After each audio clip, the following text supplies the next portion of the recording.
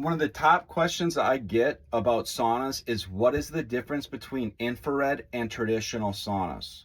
A traditional sauna is a hot rock heater that you can put water on the rocks and create steam. I enjoy the steam hitting my skin, so I do use those saunas once in a while. And you can put those outside, you can put them inside. However, if you do have it inside, you need to make sure you mitigate the moisture. If you can do a drain, some hot rock heaters require water lines. Some might even have a filter. And then venting. So you can have positive pressure fans, you can have negative pressure fans. But you do need to make sure there is a place for that moisture and heat to go, because the hot rock heater is going to heat the air around you, and then the hot air around you heats your body up. So typically outside, if you're in the northern states, a lot of them are wood fired outside. So you got to make sure you get a wood supply and you have it ready to go. And you need to go out there outside, start the fire, let it heat up, and then you can go inside. It's a very traditional type thing, especially with Scandinavians, Finnish, Swedish,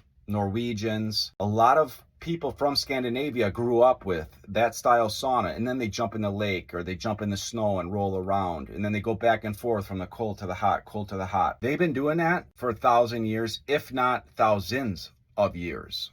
So that is in the tradition, and a lot of Scandinavians grew up with it, and it is nostalgic for them. You also can run an electric 240 volt circuit underground from the house, so that you have an electric heater, which then obviously most of them have a dial that you turn the dial on, and then the dial slowly ticks down to shut off. So you got wood fired, you got electric. There's some gas ones out there that you can tie a gas line to and run off of natural gas or propane, I've even heard of. And then you got inside, which is almost always electric. I mean, I'd be terrified to have a wood burner inside my house. You're gonna burn your house down, especially I'm a firefighter. The last thing I want is anybody starting fires inside their house.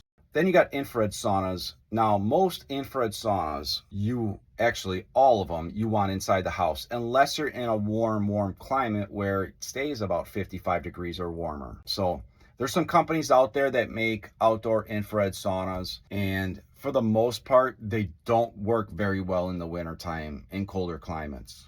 I've heard some nightmare stories and stuff like that, but I don't want to get into that type of stuff. We're just talking about the two different main types of saunas. So with infrared, there's different types of heaters. There's most popular is carbon or ceramic. Ceramic have been around longer. Carbon's a little bit of a newer type of heater. They're a little bit different in heat up time, distributing heat and temperatures that they can get to, but all infrared saunas are electric. They plug in to an outlet. Most of them, any good ones, are pretty much 120 volt 20 amp. There's some good 120 volt 15 amps out there as well. If you get into the bigger ones, you can run 240s for that and that type of stuff. But really, with infrared, the closer the heaters are to your body, the more effective they are. The farther away, the less effective they become. Really, the sweet spot is a 2 to 3 person sauna is what I like, just because fast heat up time, don't have to use it for a long period of time to get a sweat and get the benefits. But that's pretty much the two types of saunas. What is infrared? What is traditional?